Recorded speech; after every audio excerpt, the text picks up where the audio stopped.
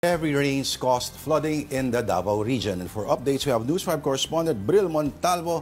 Bril, Merry Christmas. Kamusta na ang panahon ngayon dyan? Christmas and Lord and the dito sa Davao. Humina na ang ulan dito at kanilang tanghali ay medyo lakas. May ibang lugar dito sa Davao region dahil nga dito sa masamang panahon na tinatawag na Intertropical Convergence Zone.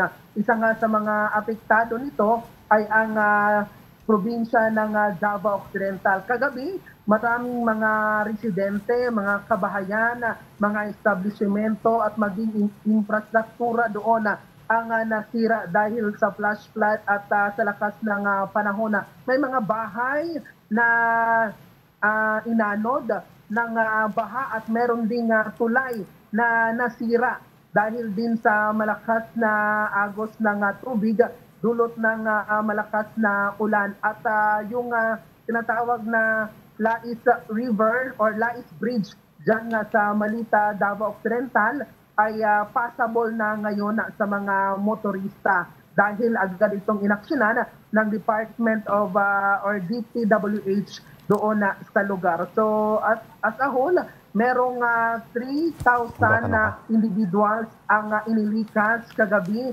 dahil nga sa malakas na ulan doon sa Davao Occidental at nasa higit 300 or 500 families ang affected dito. Sa ngayon, meron ding nasa evacuation center pero dahan-dahan na silang bumalik sa kanilang mga pamamahay para maglinis dahil na rin bumubuti na unti-unti na bumubuti ang lagay ng panahon dito sa Davao region. Balik sa inyo. Bril, how many evacuation centers are catering to those 3,000 individuals, those families that you mentioned? According sa Office of Civil Defense, merong 4 na evacuation center doon nga sa Davao Occidental kung saan ito ang napaka-apektado ng masamang panahon kagabi dulot ng malakas na ulan dahil nga sa IPCZ. So ngayon sa 4 na evacuation center, meron ng ilan na lang ang nananatili doon sa nasabing evacuation.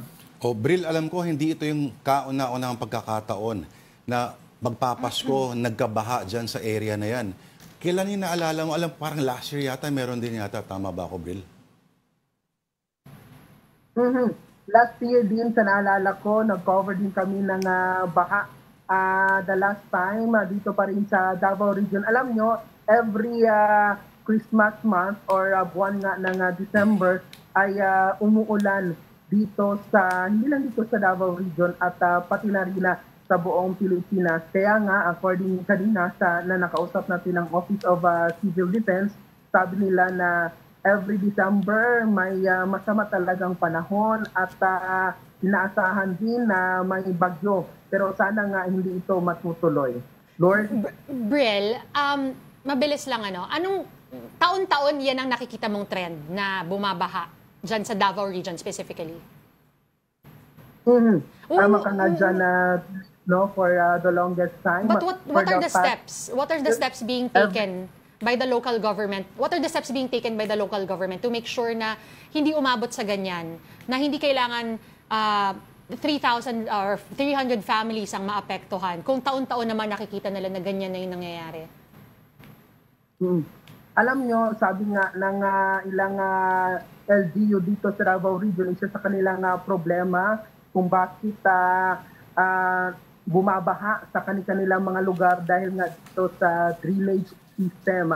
Kasi nga yung mga drainage system nila sa kanilang mga LGU or sa kanilang mga lugar is barado na dahil dito sa basura. At isa din sa dahilan kung bakit agad bumabaha, kung may ulan, isa umaapaw yung mga tubig doon sa mga ilog.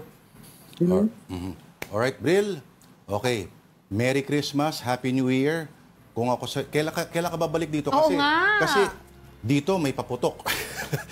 Anyway, bawal sa kanila kasi. Okay, Bril Montalvo, maraming salamat sa iyo. Happy New Year.